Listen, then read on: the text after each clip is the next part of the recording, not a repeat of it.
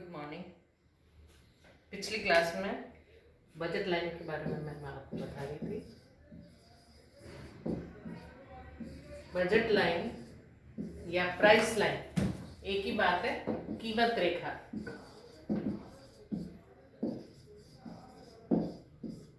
और मैंने आपको बताया था कि कीमत रेखा के अभाव में एक उपभोक्ता हायर इंडिफरेंस कर्व पर रहना चाहेगा, क्योंकि अपन इंडिफरेंस कर्व की विशेषता में देख चुके हैं। Higher indifference curve shows the higher level of satisfaction. तो उपभोक्ता सबसे ऊंची इंडिफरेंस कर्व पर रहकर अधिकतम संतुष्टि प्राप्त करना चाहेगा, लेकिन उसके सामने तीन बाध्यताएं हैं। पहला तो उपभोक्ता की मौद्रिक आय,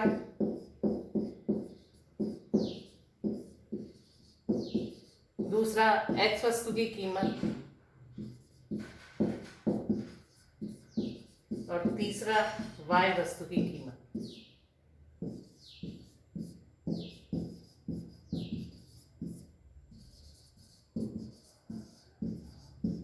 मौद्रिक आय दी हुई होने पर और एक्स वस्तु की और वाई वस्तु की कीमत दी हुई होने पर वो कितनी एक्स और कितनी वाई खरीदेगा, ये हम इसी आधार पर हम कीमत रेखा निर्मित करेंगे, कीमत रेखा का निर्माण करेंगे।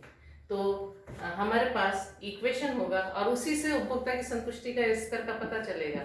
I = x px + y py। मैं पिछली क्लास में ये आपको बता चुकी हूँ। ये शर्त उसको पूरी करनी पड़ेगी अधिकतम संतुष्टि के लिए।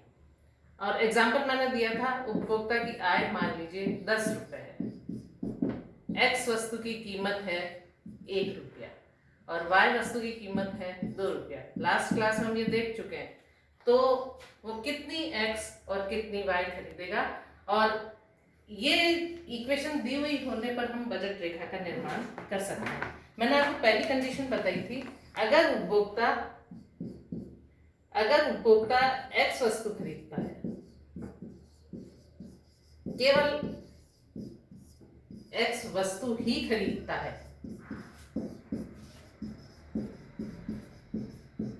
तो वो कितनी एक्स खरीदेगा? हमारा इक्वेशन आधा रह जाएगा। अगर उपभोक्ता एक्स वस्तु ही खरीदता है तो हमारा इक्वेशन हो जाएगा I = x px। इसी से हमारे कीमत रेखा के बिंदु पता चलेंगे। तो कितनी एक्स खरीदेगा? x = I/px, यानी I है हमारा 10 रुपया, px है 1 रुपया, तो 10 एक्स खरीदेगा। और अगर वो y वस्तु ही खरीदता है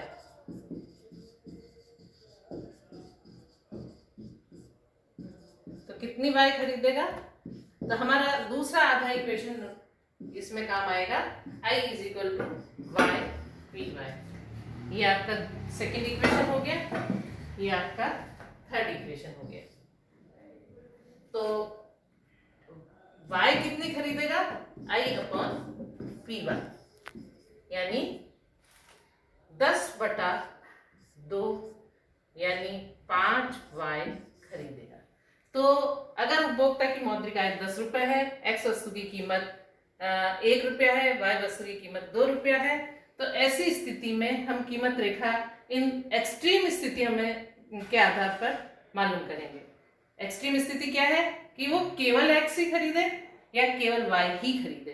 तो ऐसी स्थिति में हम कीमत रेखा, ऐसी स्थिति में हम एक्स और वाई की मात्रा के आधार पर कीमत रेखा निकाल सकते हैं।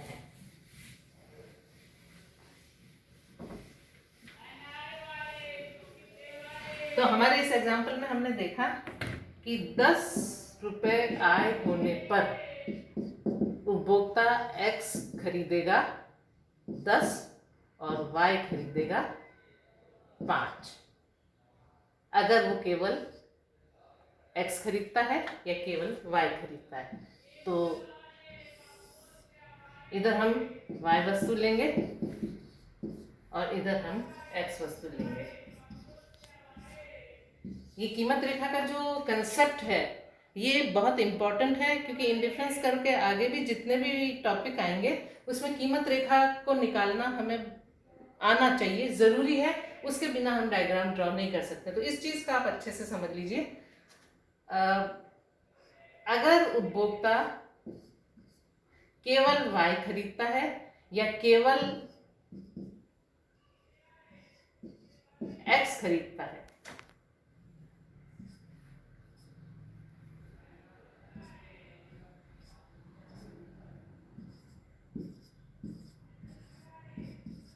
मैंने आपको कहा कि अगर उपभोक्ता केवल x खरीदता है, पहला ही केवल x खरीदता है तो वो x कितनी खरीदेगा 10, और केवल y खरीदता है तो वो y खरीदेगा 5, क्योंकि इस px आपकी है 1 रुपया और py है आपकी 2 रुपए।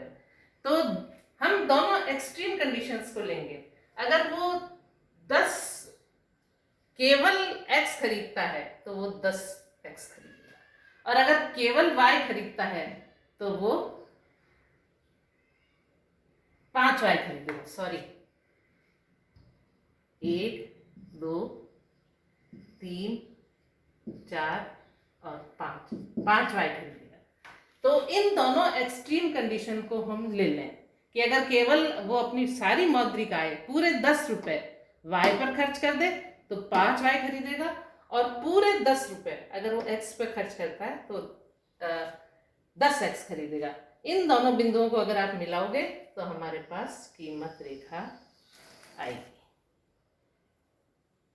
ये ढंग से मिलाना जरूरी है क्योंकि बाकी के बिंदु भी इसी आधार पर निकलेंगे। तो अगर वो केवल x खरीदता है तो 10x खरीदेगा, सारे 10 रुपए को वो x वस्तु पर खर्च कर दिया और x की कीमत 1 रुपया, तो 10x खरीद लिया। सारे रुपए को उसने y पर खर्च कर दिया तो वो 5y खरीदेगा। इन दोनों एक्सट्रीम बिंदुओं को मिला दें तो हमारे पास कीमत रेखा आती है, कीमत रेखा MN। ठीक है, अब इसके बीच के बिंदु है। मान लीजिए वो 4x खरीदता है, 4y खरीदता है तो 2x खरीदेगा। 4y plus 2x is equal to 4y, y की कीमत है 2 रुपया, x की कीमत है 1 रुपया। तो ये आपके हो गया 8 और 2 10। ठीक है, अगर वो 3y खरीदता है तो उसको 4x खरीदने पड़ेंगे। ये दूसरी स्थिति हो गई। तीसरी स्थिति हो गई, पहली स्थिति तो हो गई 5y और 10x। दूसरी स्थिति हो गई 4y प्लस 2x। तीसरी स्थिति हो गई अगर वो 3y खरीदता है तो वो 4x खरीदेगा। ये हो जाएंगे 3y यानी 10 रुपये, 6 और 4 10, और बाकी के सब बिंदु भी इसी तरह निकलेंगे।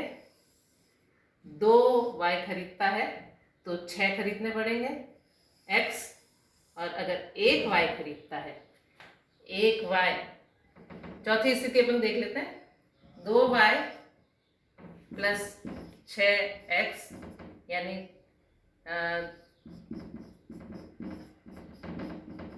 10 रुपया, और पांचवी स्थिति हो गई आपके, अगर वो 1y खरीदता है तो उसको 8x खरीदने पड़ेंगे। 2 प्लस 8 यानी 10 रुपये। तो ये पांचों बिंदु, ये कीमत रेखा के दूसरे जो सारे बिंदु हैं वो भी उसी स्थिति को बताते हैं।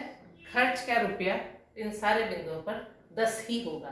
तो हम कीमत रेखा कैसे निकालेंगे? कीमत रेखा निकालने के लिए हमको x और y दोनों के एक्सट्रीम बिंदु निकालने पड़ेंगे, यानी केवल अगर वो x खरीदे और केवल y खरीदे तो दोनों एक्सट्रीम बिंदुओं को अगर हम मिला देंगे तो हमारे पास प्राइस लाइन या कीमत रेखा आएगी। तो कीमत रेखा निकालना हमने इस इक्वेशन से किया, I is equal to x p x plus y p y. चाहे कोई सा भी बिंदु हो कीमत रेखा पर, चाहे वो small a, b, c, d, कोई सा भी बिंदु हो, इन पर सब पर जो इक्वेशन का रिजल्ट आएगा वो 10 रुपया ही होगा। ये मैंने आपको इन सारी स्थितियों में क्लियर कर दिया है। तो इस तरह से हम प्राइस लाइन निकालते हैं। मेरा ख्याल है आपको समझ में आ गया होगा।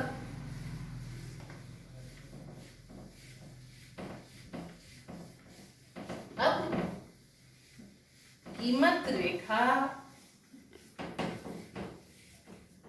में कई सारी चीजें हैं। यहां हमारे पास इक्वेशन था इक्वेशन तो कीमत रेखा का यही रहेगा, पर हमने एग्जांपल लिया px इज इक्वल टू 1 रुपया और py इज इक्वल टू 2 रुपये।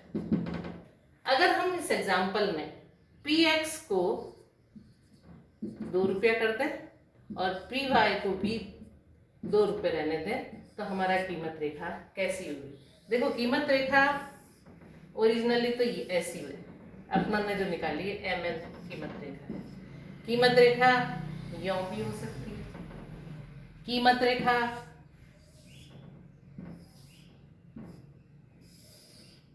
यों भी हो सकती है। mn कीमत रेखा हो गई है, ये m1n कीमत रेखा हो गई, ये mn1 हो गई। कीमत रेखा यों भी हो सकती है। इन सारी स्थितियों में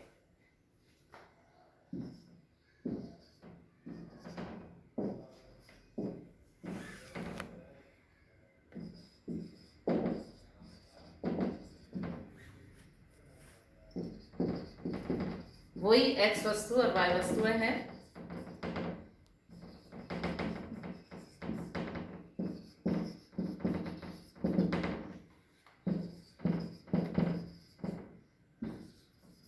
इन सारी स्थितियों में कीमत रेखा अलग अलग तरह से बनाई है। इसमें आप देखो, ओरिजिनल प्राइस लाइन हमारी mn है और प्राइस लाइन शिफ्ट होकर mn1 हो गई, यानी ऊपर की तरफ शिफ्ट हो गई। m पॉइंट कांस्टेंट है, n बदलकर n1 हो गया। इसमें देखो आप, n वही है और m बदल के m1 हो गया, और इसमें m भी बदल गया और n भी बदल गया, तो mn बदल के m1 n1 हो गई। इन सारे एग्जाम्पल में हमारा किसी में ये बदला है, किसी में ये बदला है और किसी में ये बदला है। कहीं कहीं i चेंज हुआ है, किसी एग्जाम्पल में i चेंज हुआ है, किसी में px चेंज है और किसी में py चेंज है। तो ये शेप कैसे आते हैं ये हमें डिफरेंट एग्जाम्पल से हम क्लियर करेंगे। हमें प्राइस लाइन ड्रॉ करनी आनी चाहिए और प्राइस लाइन मैंने आपको ड्रॉ करके बता दी है। कल मैं इनके जो ये चेंजेस हैं शेप, ये आपको ड्रॉ करके बताऊंगी। Thank you.